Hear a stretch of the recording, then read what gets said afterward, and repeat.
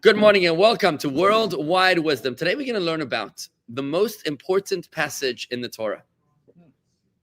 What do you think is the most important passage in the Torah? If you had to give a wild guess, folks, what is it? Give me a shot. Observing Rosh Chodesh. Observing Rosh Chodesh. Where did that even come from? Oh, it's the first mitzvah in the Torah. Okay, fine, fair enough, good. How about you, Shema Yisrael? Okay, it's a nice try, nice one. Shema Yisrael, very good. Okay, that kind of makes more, sense. So is yours. No, because it's a Shema. It's a foundational prayer. What do you think, Jen? I was going to say the same thing. Okay. Sacrifice. There was actually a debate in the Talmud about what's the most important passage in the Torah. One said Shema, one said sacrifices. Go ahead. Yeah? No idol worship. No idol worship. That's the first and second commandment, right? I am God, your God.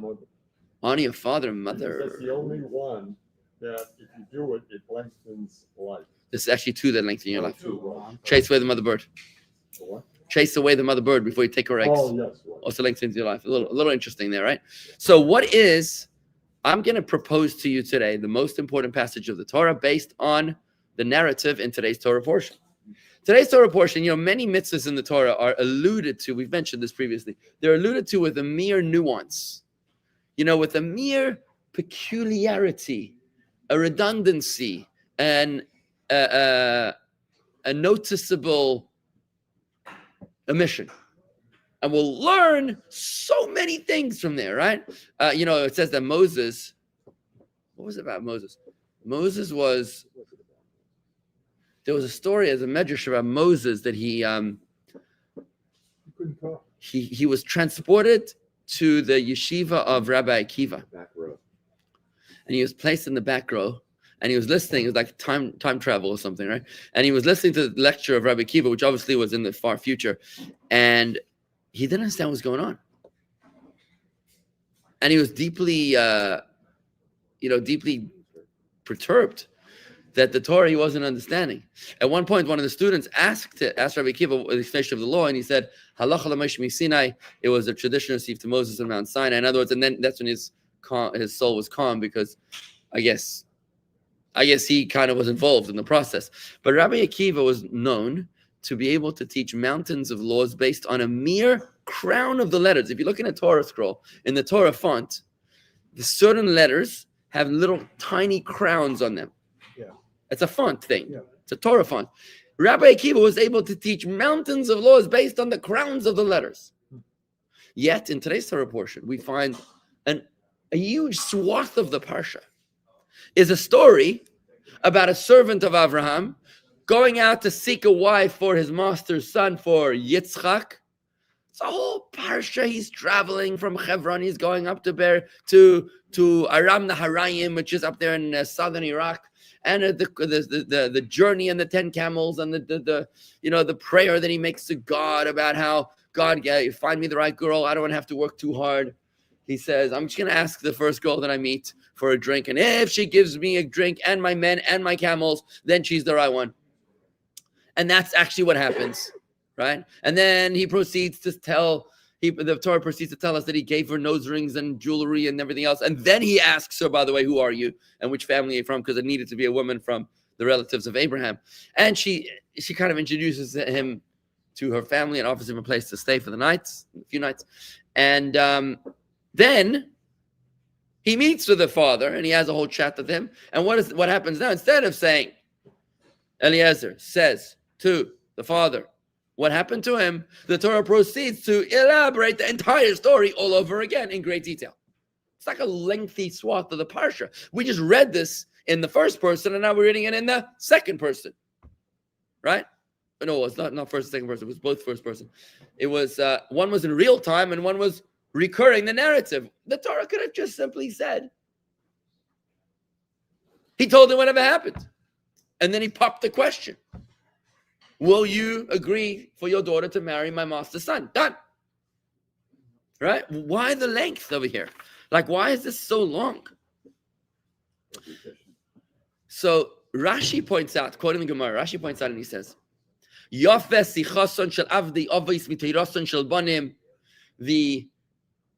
the casual conversations, the ordinary mundane experiences of the servants of the fathers is more precious than the Torah study of the sons.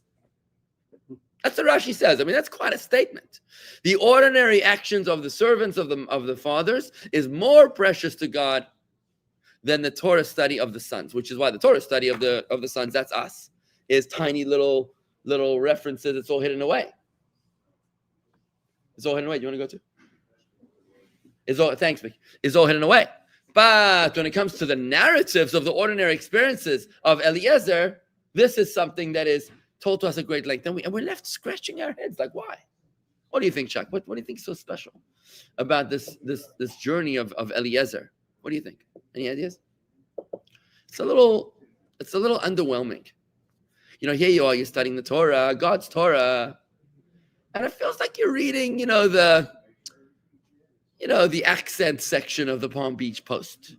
You're reading that's what it feels like. You're reading the, social scene. Society. Yeah, it's like a dating section. This is how we made the marriage sort of thing. And what? Maybe for a similar reason why God performed a miracle for Eleazar to get him from the beginning to end. Now, that's right. Now, Andy's pointing out that there's some interesting nuances to the story. Like you notice that God made an extraordinary miracle to allow Eleazar to achieve a 7-day journey in one single day. Like, why was that even necessary? Like, we talk about miracles, splitting the Red Sea, saving the nation from the hands of Haman. We talk about national catastrophes. When our nation is at death's door. Now we need a miracle. Eleazar, what would happen? What he'd lose some frequent flyer miles if he traveled a little more. He'd waste his miles. What are we worried about? Would cost him a few more shekels to sleep over in an inn. Why do we need this miracle? It's like a bit wondrous to us. Why this miracle happens? And it says, today I came. Today I can't forget the exact word of them. And today I came, and Rashi points out, God made sure to make the journey of 7 days in one day. There's another interesting anomaly here. It says, V'chol tuv adonav biyado, it says, which means, and all the goodness of his master was in his hand, in Eliezer's hands. The commentaries, Ramban, Sforno, Chizkuni comment, and they say, what does it mean? Rashi also, he says, what's the significance of all the goodness of his master was in his hand? Abraham was so motivated to good morning to all our viewers online. Hey, especially Keith from Brooklyn Heights. We're coming to see you, man. Wow, so many nice comments here today. Beautiful. All our guests here today, we're delighted to see you. And Horse Toes is ready to convert. I'm glad to see that. Tennessee, right? Beautiful. New Jersey, fantastic, everybody. Great to see you. So what is it about this? So what does it mean that all the goodness of his master was in his hands? Here's what the commentaries say. They say that Abraham was so motivated to make this shidduch happen, this marriage happen, that he gave a document of like a title deed to Eliezer, giving ownership of all of his possessions to his son Isaac. Now, Abraham was a very wealthy man. The Torah tells about the various wars that he fought and the wealth that he had amassed. He had a tremendous amount of wealth. He gave all of that wealth in one title deed to his son. I mean, would you do that? Would you give all of your wealth While you're living? Would you do that? I mean, that's a little... You retain a life. Oh, you avoid inheritance tax. Yeah, but now you're destitute, right? Now you're literally, Well, you're dependent on your son. Then what? And your son then Sounds painful. To rely on your son. Ouch. Actually, there's a story. Somebody told me the other day a story. Who was it? Somebody said to me a story that he has a friend was dying, and he gave everything to his son because he wanted to avoid the inheritance tax. But then he was healed. He bounced back. So he said to his son, "No, give back." His son refused. He was like, "No way, he's not giving it to him." It was a true story. Where the guy was going through an operation. Yeah, I'm sorry, he's going through divorce. Oh, you wanted to avoid. And he gave all his stuff to his kids. And then he figured that they'll Give it back. Nope. Nothing. Nada. Ouch. Yeah, go ahead, Bob. An actual case where the guy gave everything to his mother, Yeah. and his debtors came after him. And the court set it all aside and brought it back to him. It's a natural case. So the courts actually brought it back. He gave it to his mother, and the courts actually gave it back. That's right. Well, if you're given a contemplation of death. Oh, there's a in what? What was that? That's a problem too,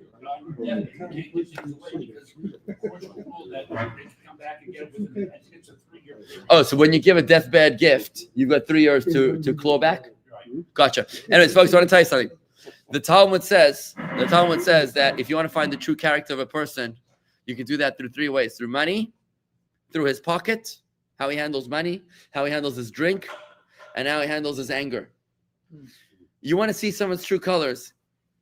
I like this. Exchange a financial encounter with them and see what happens, right? Their pocket, true character, their pocket, their drink, and their anger. All right, anyways, so why would Abraham do this, my friends? Why would Abraham give all of his wealth? This is crazy.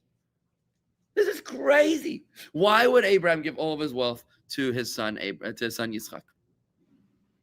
It's not even consistent with Jewish law to do that. You're not allowed to do that. Well, because he felt Hashem would give him more.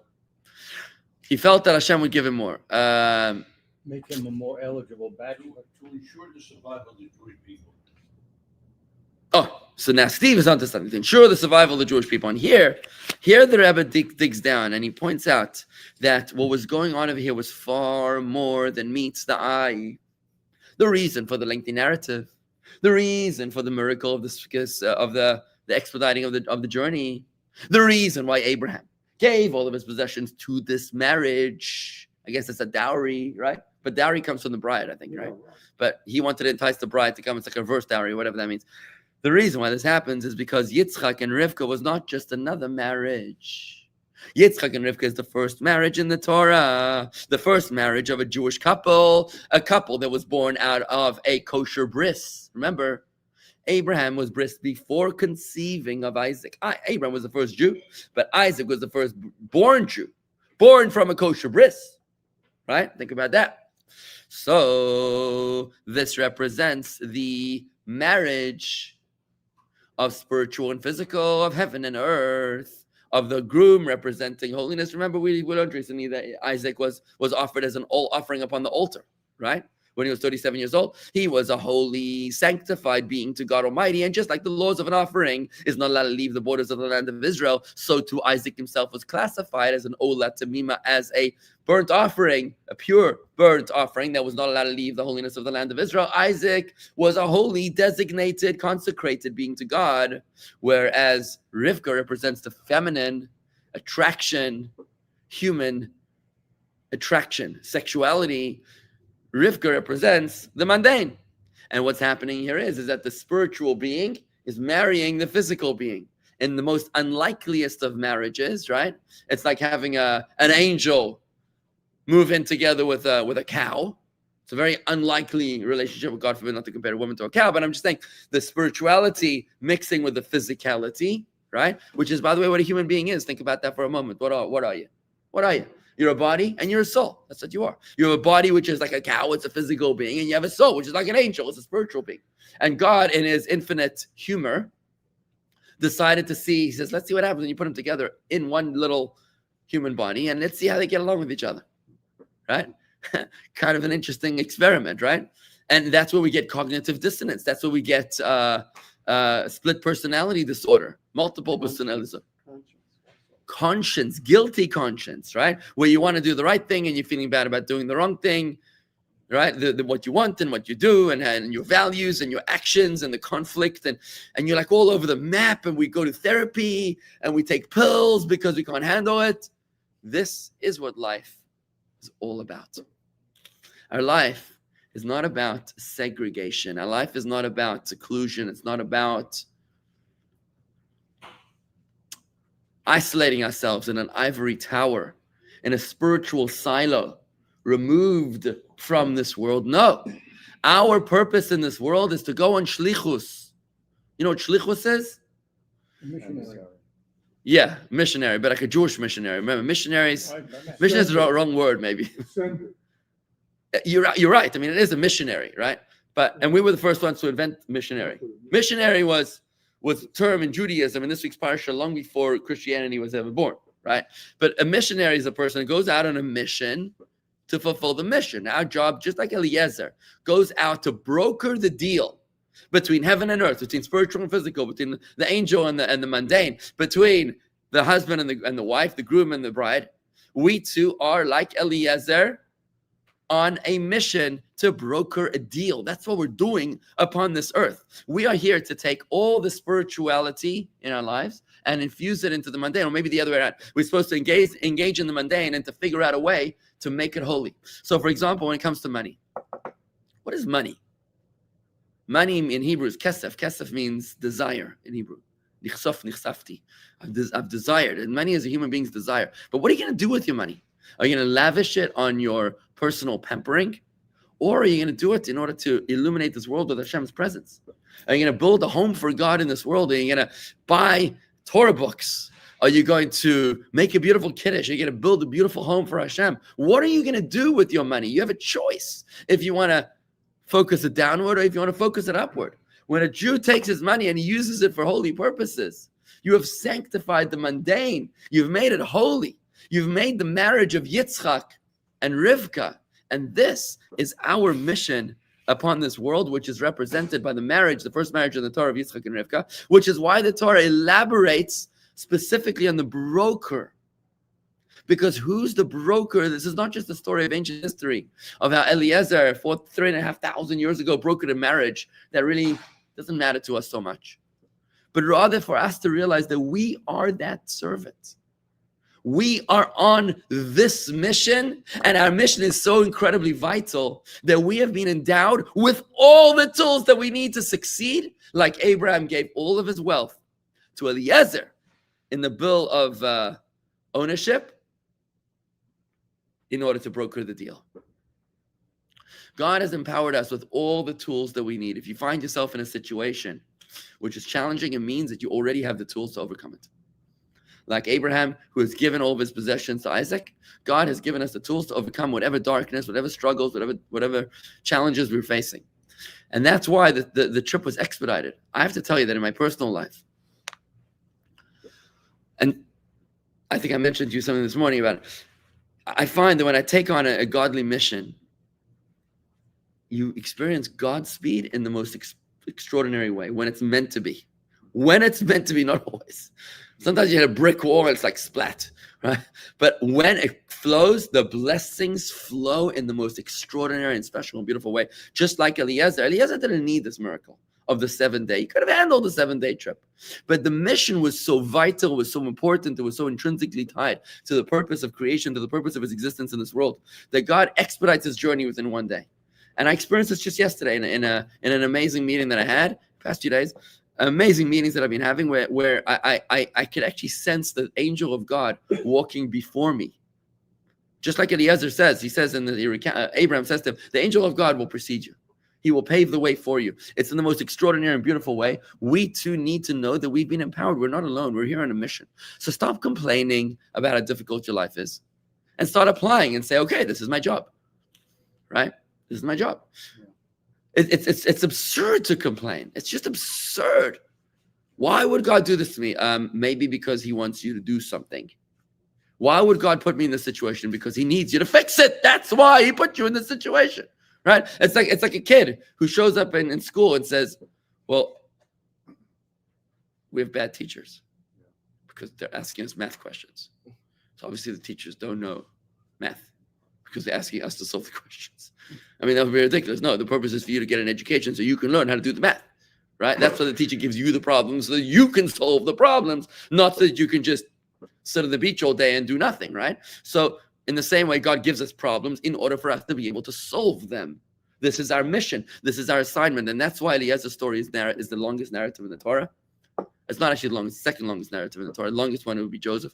This one, because it's so incredibly important for us to recognize and realize that we are Eliezer. We're on a mission, empowered by God, expedited by God, empowered by those who sent us. And the story is repeated for us to realize that our entire lives is a brokerage, is brokering deals of Yitzchak and Rivka. Every physical resource that we encounter, we have to ask ourselves, how can I make this into a marriage Instead of asking, how can I indulge? How can I disappear? It's amazing to me. I went to some of my kids once to the Kruger National Park. Kruger National Park. It's the ends of the earth, and then you make a left to the end of the road. I mean, there's like no people there. There's just animals. Rhinocerai. Is that the plural of rhinoceros? Yeah. Rhinocerai are in the Burg en Dal Afrikaans camp. I'm in this camp minding my own merry business, thinking I'm off the radar. And somebody comes over to me and he says, Shalom Aleichem.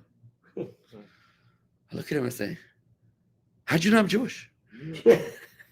We get into conversation. He said, it turns out that we're staying right next to each other in the chalet next to us in this little camp in the middle of the African wild bush.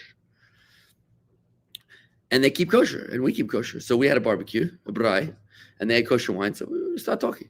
Where you from? Where you from? They're from Israel. We're from Palm Beach. You're from Palm Beach. We have a daughter who lives in Juno Beach. You ever heard of Juno Beach? We're like, Juno Beach is next door to Palm Beach, where we are. Long story short, turns out that two people that are here with us right now are here with us only because of that encounter that happened in Kruger National Park. I had to travel to the Kruger National Park, which is, 8,000 miles away from here, and then some, in order to be able to meet the family that now was reading Torah today in our shul, that leads the service in our shul, that is a foundational and integral pillar of our community, right? Where did this happen? In Kruger National Park. I thought that I'm going on a vacation with my kids. Little did I know I was on a mission. What do you mean, God? It's like, you were sent there. yeah, exactly. What do you think? You chose this camp by mistake? You think you chose this date by mistake? It's all by divine design. Everything's meant to be. You're on a mission, folks. That's why Eleazar is the longest narrative here. Because we need to get it through our gray matter here that we are on assignment. We are that guy. And how does Eleazar do it? When Eleazar is in the meeting with the father, when he's in the solicitation, he's going to pop the question. They want to offer him food. You know what he says? Mission comes first. And his opening words I've always found so incredibly inspiring. He says, Eved Avraham Anochi. And he said, the servant of Abraham am I. He doesn't say, I am the servant of Abraham. He says, the servant of Abraham am I. He identifies with his mission. Imagine if you have a soldier in the IDF. He says, I am David Vigler, and I also happen to be part of the Koch Mea. Right, of the force, whatever. Right, it doesn't work like that. You got to say, I am part of the collective. Right, and you got to lose your identity. It's like, in the World Cup soccer, you know which team always wins? The most entertaining team to watch is the Italians, because each one of the Italian soccer players, they think they're doing like a little show of their own. It's like a private show. They're not interested in the teamwork, right? Everyone's their own thing. They're trying to outperform the other players on their own team, and that's why they always lose. Then they play against the Germans. The Germans, there's no one performing. Nobody's as skilled artist as the Italian individuals. But these guys work like a well-oiled machine, right? They work like a Mercedes-Benz engine as they're passing the ball, running rings around the Italians that are so busy trying to do juggling tricks that they forget that they're actually trying to score the goal. And that's how the Germans always beat them, right? So it's about the teamwork. It's about remembering the mission as opposed to trying to self-promote. And Eleazar does exactly that. He ignores the self-promotion. He says, listen, I'm here on a mission. My job is to deliver. I'm not eating the meal. Good thing I didn't eat the meal. It was poisoned. But I'm on a mission, and before I negotiate the deal and do the solicitation, I'm not eating anything. And that's the message that we have to learn. This is why I believe this is the most important narrative in the Torah, because we need to remember that we are Eleazar. As you read the Torah portion this Shabbos, I want you to think about this fact and how appropriate it is that this Shabbos, in fact today, I'm heading off to New York to the International Convention of Shluchim, of emissaries, of the ambassadors of the Rebbe, who are out there around the world bringing Yiddishkeit to every dark corner out there on planet Earth. I'll be bumping into rabbis from Montana to Bangladesh to Peru and to Ukraine, everywhere. They're from all over the world. And the rabbis in Nigeria. Can you imagine a rabbi in Nigeria? Like, what on earth is going on over there? Right? Bumping into rabbis from all over the world. We're bringing our lay leaders because we are the army of the Rebbe to bring the envoys, I love that to bring the Rebbe's light and purpose and Torah teachings and wisdom and mitzvahs to the whole entire world. And in fact, every single one of us is a shliach appropriate to celebrate this Shabbos, the Shabbos of shlichus, the Shabbos of envoyship or ambassadorship or being sent, for us to realize and remember who we are, where we're going, and why we're here. Thank you very much, everybody. Have a great day. Every day. Every day, shliach. Yes, sir. This ties in another